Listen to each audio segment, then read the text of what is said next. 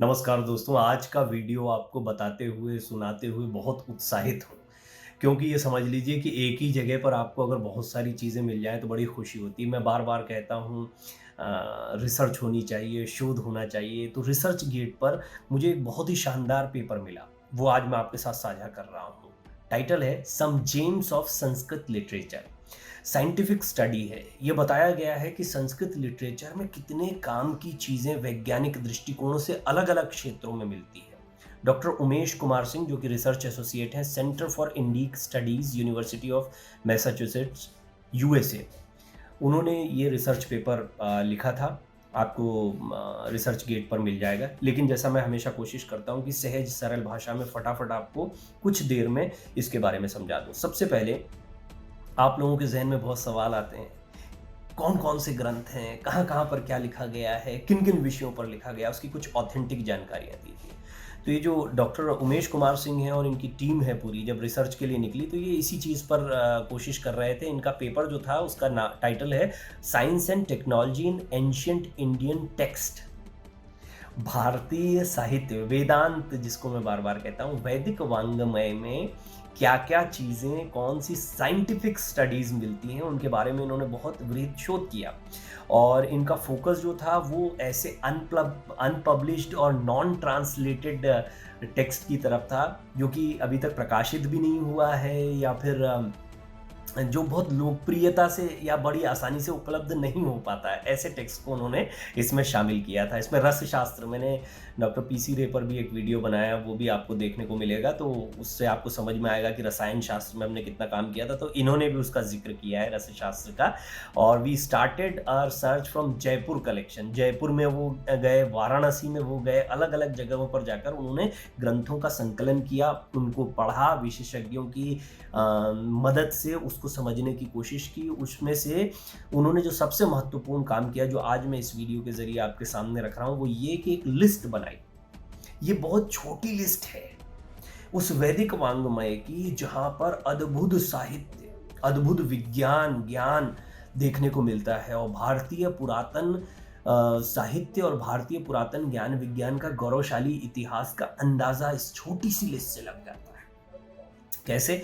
मैं आपको अलग-अलग कैटेगरीज़ की कुछ किताबें, उनके लेखकों के बारे में बता रहा हूँ और किन विषयों पर वो लिखी गई थी वो भी। अगर आपकी दिलचस्पी हो तो आप इन्हें ढूँढें, इन्हें पढ़ें भी, आपको इनमें से कुछ का टेक्स्ट मिल जाएगा। जैसा कि इस रिसर्च पेपर में भी लिखा गया कि उन्होंने इन किताबों को अपने पास रखा है, इनको बहुत जल्दी पब्लिश करेंगे और लोकप्रिय बनाने की कोशिश करेंगे। अब सबसे पहले देखिए कि कितनी ज़्यादा वैरायटी है भारतीय पुरातन साहित्य में। वैरायटी का मतलब अलग-अलग विषयों को किस तरीके से लिया गया। सबसे पहले अगर वेटरिनरी की बात करें, यानी जानवरों से जुड़ा हुआ जो विज्ञान होता है, उसकी बात करें, तो देखिए कितनी दिलचस्प अब ग्रंथों की लिस्ट मैं फटाफट बताऊँगा आपको, बड़ा आनंद आने वाला है आपको। आप सुनिएगा। मृग पक्षी शास्त्रम, हंसदेव जी ने 14th सेंचुरी में इसको लिखा है। This is oldest documentation on Indian animals and birds both wild and pets. पालतू और जंगली दोनों जानवरों का सबसे बड़ा संकलन है जो भारत में पाए जाते थे। उनके विषय में जानकारी है, उनके व्यवहार के बारे में जानकारी है, उनकी जीवनचर्या के बारे में जानकारी बहुत डिटेल में। गज ग्रहण प्रकार है, नारायण दीक्षित जी का ये पुस्तक है। और टेमिंग द एलिफेंट, हाथियों से जुड़ी हुई सारी जानकारियां आपको इसमें मिलती है। इसी तरह अश्वशास्त्रम है नकुल, अश्ववेदिकम है जयदत्त जी। इन दोनों में निश्चित तौर पर घोड़ों, क्योंकि घोड़े बहुत महत्वपूर्ण हुआ करते थे, वो एक तरीके की समझ लीजिए वाहन का स्रोत। युद्ध में आप घोड़ा बहुत महत्वपूर्ण, उस पर अश्वशास्त्र पूरा का पूरा लिखा गया था। काश्यप संहिता, तो जैसा कि काश्यप ऋषि का नाम आ रहा है, तो उन्होंने इसकी रचना की है। Book on snakes and treatment of their venoms, सांपों और उनके जहर के बारे में विस्तार से इसमें जानकारी दी गई है काश्यप संहिता में।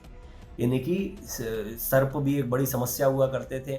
इसी तरह से शैनिक शास्त्रम, रुद्रदेव जी ने, किंग ऑफ कुमाऊं इनको कहा जाता है, राजा कुमाऊं के। उन्होंने this book deals with bird hunting and use of hawk for war purpose. बाजों का इस्तेमाल युद्ध के लिए और किस तरीके से पक्षियों की हंटिंग की जाती थी उसके बारे में इसमें जानकारी लिखी गई है। हस्त्या आयुर्वेद, ये पाल काप्य जी का लिखा हुआ है। एलिफेंट को कैसे, हाथियों को कैसे स्वस्थ रखना है के ऊपर ये टेक्स्ट लिखा गया है। गजशास्त्रम पाल काप्य जी का है, ये भी सेम ही है, वही जानकारियां हैं।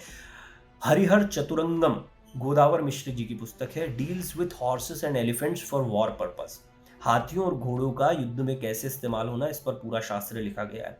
अश्वदर्पण वंदी मिश्रा जी का है, अनपब्लिश्ड मैन्यूस्क्रिप्ट है ये। तो अश्वदर्पण जैसा नाम से स्पष्ट है, घोड़ों के बारे में है। मातंग लीला और प्रकीर्ण पशुशास्त्र, ये नीलकंठ जी का है, ये भी दोनों हाथियों से डील करते। तो हाथी घोड़े बहुत महत्वपूर्ण हुआ करते थे। ये तो हो गए जानवरों की बात। अब अगर इंजीनियरिंग के टेक्स्ट की बात करें कि संस्कृत में इंजीनियरिंग से जुड़े हुए कौन कौन से टेक्स्ट मिलते हैं, तो वो सुनिए।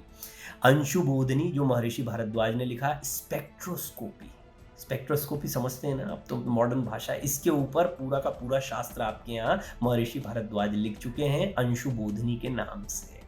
विमान शास्त्र महर्षि भारद्वाज, इसके बारे में मैंने कई बार आपको पूरा विस्तृत, एरोनॉटिक्स के ऊपर है, हवाई जहाज़ों के ऊपर है। इसको बाकायदा यूनिवर्सिटी ऑफ मैसाचुसेट्स के रिसर्च पेपर में डाला गया है। ये बात में सिर्फ ऐसा नहीं कि लोग कह देते हैं कि कहीं से सुन लिया, कहीं से पढ़ लिया है, इन्होंने बाकायदा रिसर्च शोध किए। रत्न प्रदीपिका महर्षि भारद्वाज ने सिरेमिक्स के ऊपर लिखी। सिरेमिक्स का भी अपना एक शास्त्र होता था, सिरेमिक आर्टिस्ट आज भी होते हैं, तो हमारे यहाँ उसका पूरा शास्त्र लिखा गया है। और आज जो उस पर काम कर रहे हैं उनके लिए कितने काम की चीज़ हो सकती है, लेकिन क्योंकि अनुपलब्धता है, लोगों को पता ही नहीं है, तो वो इस शास्त्र से अछूते रह गए, पढ़ाया ही नहीं जाता हमारे यहाँ। सम्रांगण सूत्रधार, इसके बारे में मैंने आपको पहले भी बताया है, राजा भोज का लिखा हुआ है। ये आर्किटेक्चर और इंजीनियरिंग के ऊपर है। ये जो वास्तुशास्त्र पर हमसे बहुत से लोग बहस करने लगते हैं ना कि मंदिरों का निर्माण, मीनारों का निर्माण, ये सब जितने भी निर्माण हुए हैं, ये इसी आर्किटेक्ट और इसी आर्किटेक्चर की वजह से हुए, ये जो शास्त्र लिखे गए हैं। युक्ति कल्पतरु, ये और अब तक तो प्रकाशिका, ये राजा भोज के ही लिखे हुए हैं, ये भी आर्किटेक्चर और इंजीनियरिंग पर लिखे गए हैं। और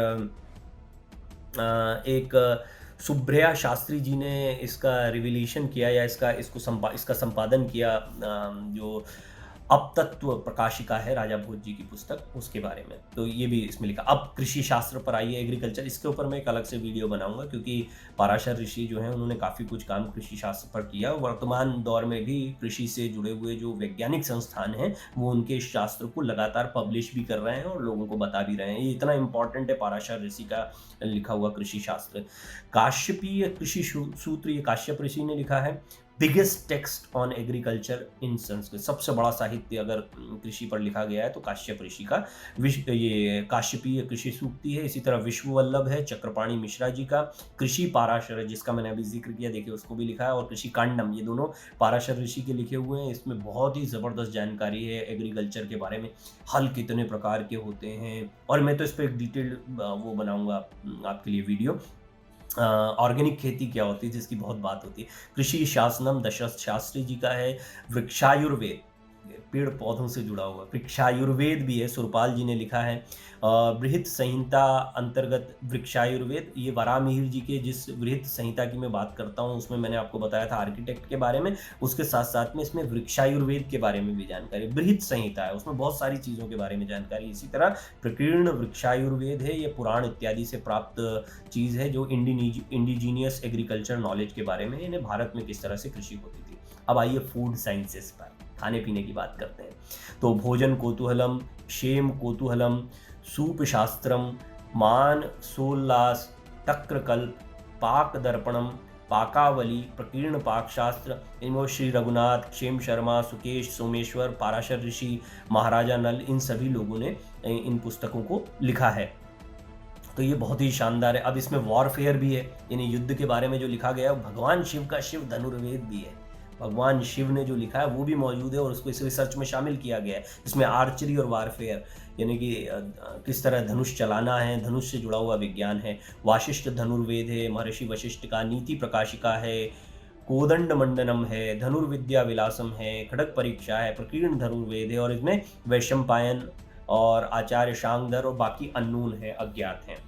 तो इसमें कंक्लूजन इन्होंने जो लिखा है अपने रिसर्च पेपर का, उन्होंने ये कहा है कि ये साइंटिफिक मैन्यूस्क्रिप्ट्स हैं, इनका इस्तेमाल आज भी हो सकता है, आज भी पढ़ाया जा सकता है। इस रिसर्च पेपर में बाकायदा लिखा है, जो मैं बार-बार बात कहता हूँ। इसलिए मैं बड़ा उत्साहित था कि देखिए कितना अच्छा काम अमेरिका की एक यूनिवर्सिटी में बैठकर शोधार्थी कर रहे हैं और बहुत ही शानदार काम कर रहे हैं। तो मुझे उम्मीद है कि ये जो जानकारी है ये आपके बहुत काम आएगी। इस पर थोड़ी और रिसर्च करें, स्टडी करें, पढ़ें इस तरह की चीज़ों को, बच्चों को पढ़ाएँ, उनको इसके बारे में अवगत कराएँ कि भारत का ज्ञान विज्ञान कितना समृद्ध रहा है। बहुत-बहुत धन्यवाद इतने ध्यान से सुनने के लिए, और ये वीडियो बड़ा काम का है। इसको शेयर ज़रूर करिएगा क्योंकि इसमें बहुत सारे ग्रंथों की जानकारी एक ही जगह पर कई सारे श्रोताओं, दर्शकों को मिल पाए।